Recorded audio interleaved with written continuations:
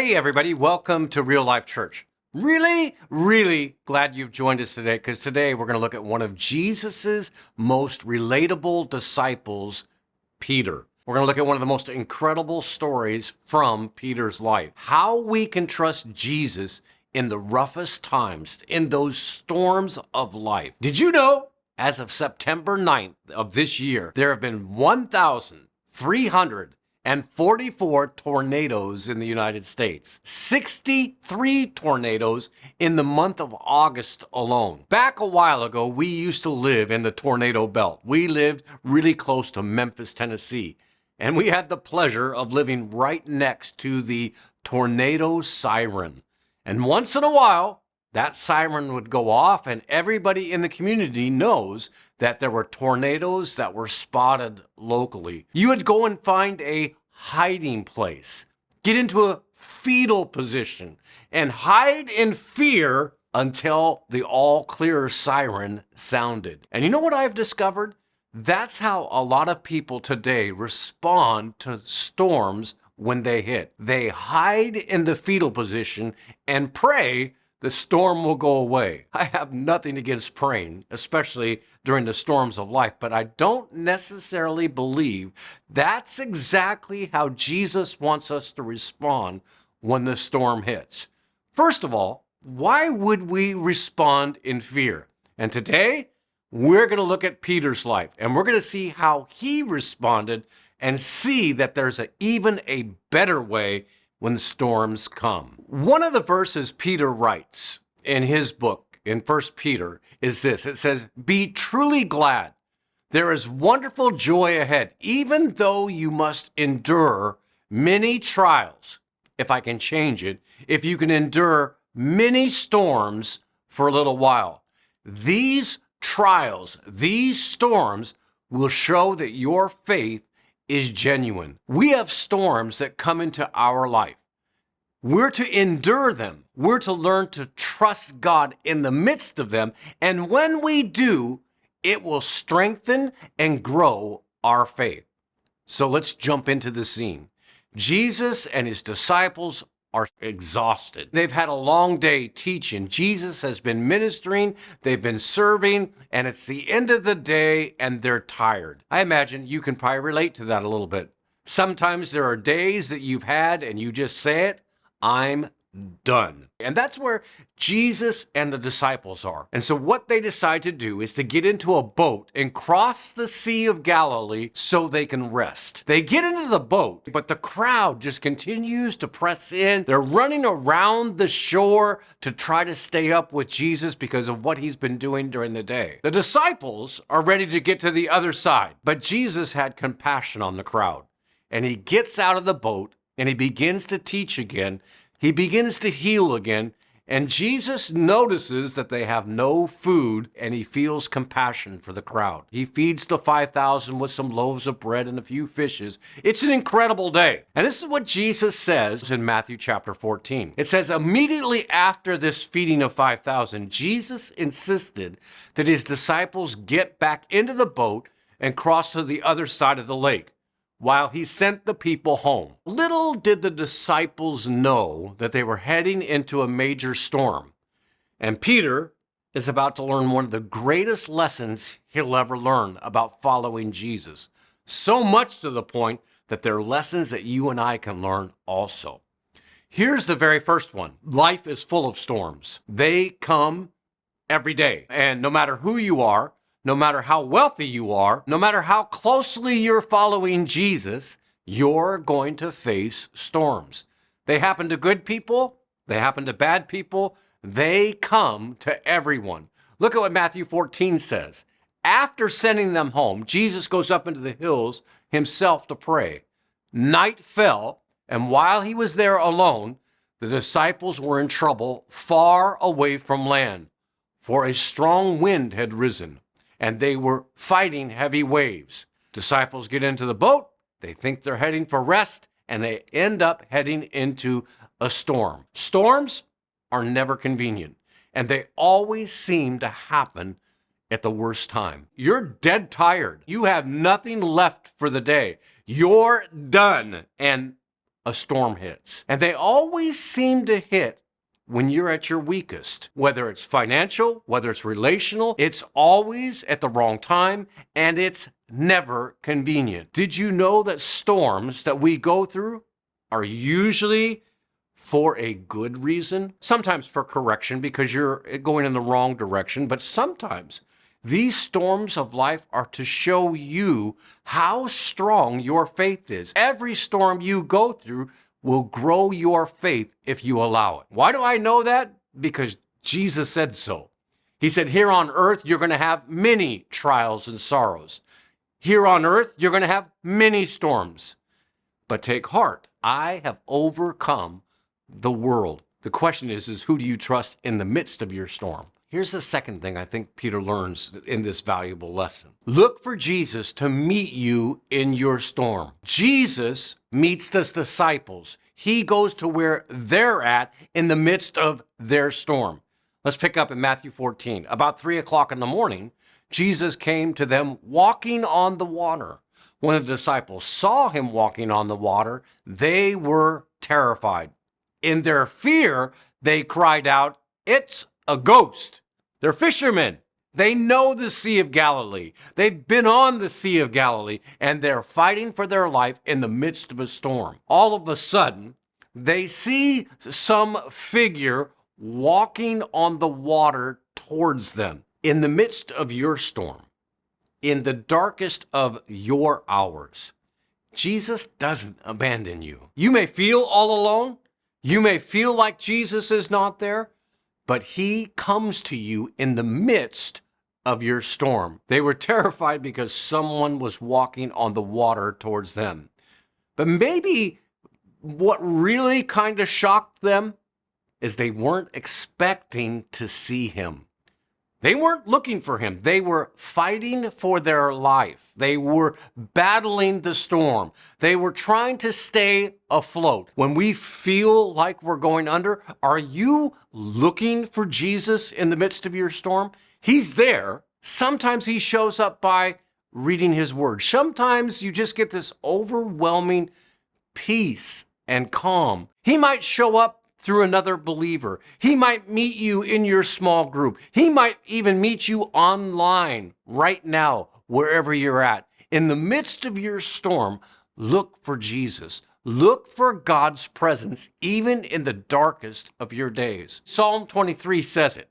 Even when I walk through the darkest valley, I will not be afraid. For you are what? Close beside me. Your rod and your staff protect me, and they comfort me. So we expect storms to come. We should be ready for them to come, and we should also look for Jesus in the midst of our storm. Here's the third thing that I think Peter learns in this passage. Acknowledge that Jesus is greater than your storm. Yes, the disciples are terrified. They might die, and it's Jesus who is walking on top of the water. And Jesus quickly alleviates all of their fear. He tells them, don't be afraid. He says, take courage. I am here. He says that to us too. Don't be afraid in the midst of this storm. Take courage. I am here. And I'm what? Walking on the water. I'm walking on top of the water. Jesus tells the disciples that I'm bigger than the waves. I'm bigger than the wind. I'm bigger than the storm that you find yourself in. Take courage. I am here. When people are going through their storms, a lot of times I'll hear them say stuff like this. They'll say, I'm doing okay based on the circumstances. Isn't it Jesus that walks on top of the waves? Wasn't it Jesus that walked on top of the water? If Jesus is truly bigger than your circumstances, if he is truly walking on top of the water and you're only doing okay, you're just getting by, take courage. I am here and I'm walking on top of your circumstances. Don't settle for just getting by. Realize that Jesus is bigger than your circumstances. Realize you don't have to be afraid because he's on top of your circumstances. Why is he on top? Because Jesus is God. He's greater than your storm. He's greater than any storm you're ever going to face. When Jesus comes to meet you in your storm, he doesn't meet you underneath the water. He's on top of your circumstances. If he's on top of your circumstances, if you're trusting him, you can be on top of your storm. It may feel like you're getting crushed. It may feel like you can't handle what's going on. You may feel a little bit lost. Take courage. Jesus says, I am here and I'm on top of your circumstances, and recognize Jesus is bigger than your circumstances. And you know what? Peter starts to begin to see this truth. And in the midst of this storm, in the midst of Jesus walking on top of the water, Peter's going to do something that a lot of us don't do. He's going to ask Jesus to expand his faith. Jesus doesn't want us just to survive the storm. He doesn't want us to crawl up into a fetal position and pray that the storm passes by. He wants to expand our faith in the midst of the storm, to make you better. And then Peter does one of the craziest things ever. This is what the word says. It says, then Peter called to him, Lord, if it's really you, tell me to come to you, walking on the water. Jesus took him up on it and said, yeah, come on, Peter. I want you to make sure you hear this because there's a very important order of steps here. Before you get out of the boat and before you walk on the water in the middle of a storm, you better believe that Jesus is bigger than your storm. Who are you putting your trust in the midst of the storm? If you're putting your trust in you and you're about to jump out of the boat into the water, you're going to sink. But if you're trusting the one that's bigger than your storm, you can get out of the boat. But before you get out of the boat, you better make sure you have permission to get out of the boat. This is huge. What if Peter just would have jumped off and started to walk on the water, never sought God, never asked God, never sought permission from Jesus to do so? That's what we do a lot of times. We want to do something crazy. We want to do something big. I want my faith to be big and I want it to be huge and I'm going to take this giant step out of the boat. But I never asked God, where are you at in this? Is Jesus even walking across the water? Or are you going to do this in your own strength? Do what Jesus tells you to do. Believe he's bigger than your storm. And when he gives you permission to get out of the boat, do it. Get out of the boat. Walk on the water. Do great things for him, but make sure Jesus is in the center of all of this. If you're a follower of Jesus, don't get out of the boat until he tells you to get out of the boat. And then recognize that he's bigger than all of your circumstances. So this is what Peter does. It says that he goes over the side of the boat. He walked on the water towards Jesus. But when he saw the strong wind, when he saw the waves, when he saw the storm, when he took his eyes off of Jesus, he was terrified. And he began to sink. The rest of the disciples don't follow suit here, but Peter does, because he's asking Jesus to expand his faith in the midst of this storm. Sometimes we get fixated on the storm instead of being fixated on Jesus. And sometimes that storm will terrify us. And sometimes we will sink. This is what I love about Jesus. He doesn't ridicule Peter. Peter cries out. He's beginning to sink. Save me, Lord. And Jesus immediately reached out and grabbed him. He says, you have so little faith. Why did you doubt me? There's so much potential in that statement. I can't tell you for sure why Peter all of a sudden doubted Jesus, other than I can look at my own life.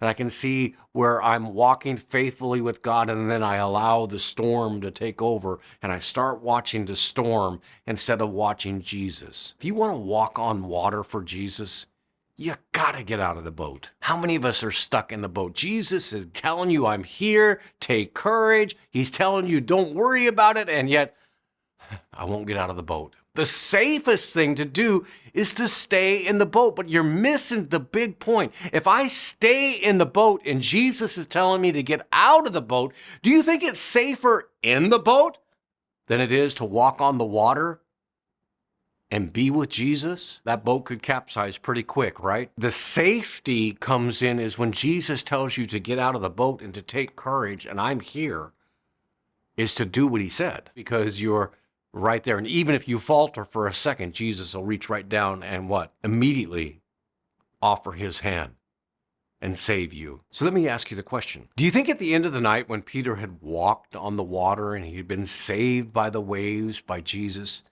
do you think his faith was stronger or weaker? Stronger, right? He had survived. He had walked on the water. And whatever was going to be in front of Peter going forward, his faith was going to expand because he experienced Jesus in the midst of the storm. He's going to be far more likely to step out of the boat the next time because God showed himself faithful in the midst of the storm. Can't just stay hiding in the boat. We're never going to grow that way. We have to trust Jesus in the midst of it. We have to trust the one who walks on top of the water, on the top of the waves, and walks on the top of your storm. You have to follow him. Get out of the boat when he calls you to. It says, when they had climbed back into the boat, the wind stopped. Then the disciples worshiped him. I'm not sure that they're worshiping him because of the wind stopping, or because they just saw Peter walk on the water, or it was Jesus walking across the water. I'm not sure what it was, but they worshiped him. And they said, "You really are the Son of God," they exclaimed. I want you to set that aside for a second. In the midst of your storm, when Jesus is allowing you to walk on top of the storm, and when the storm is over, take an opportunity to worship him. Your storm is big in your life, but Jesus is bigger. Jesus is bigger than your storm, and worship him when he allows you to go through that storm and expand your faith. I'm going to tell you, storms are coming, and I'm going to tell you that Jesus is bigger than your storm. If you don't know Christ, if you don't know that you have a relationship with him, you're in one of the biggest storms ever. And Jesus is waiting. He's waiting for you to realize that you're underneath the waves. And you know what he's waiting for you to say? Save me. Put your trust in him. His response towards Peter will be his response towards you. He'll reach his hand down, he'll grab you, and he'll save you from that storm. I love this old passage in Isaiah because it just matches so much with what we're talking about. You'll find it in chapter 43. When you go through the deep waters, I will be with you. When you go through the rivers of difficulty, you will not drown. When you walk through the fire of oppression, you will not be burned up. The flames will not consume you, for I am the Lord your God. The next time you find yourself in the midst of a storm, reach out for Jesus. Let me pray for you. Father, thanks for our time together. Thank you again for this example in Peter's life. Father, a real life story. Father, with real events, real storms, real boats, real waves, and real walking on the water, and really trusting Jesus for everything. God, I thank you for this. I think that we'll be able to put it into practice in our own life next time we find ourselves in the midst of a storm. And it is in Jesus' name we pray. Amen. Hey, so the next time we get together, we're going to see Jesus, okay, really execute some compassion in Peter's mom-in-law. All right? Until then, I'll see you back.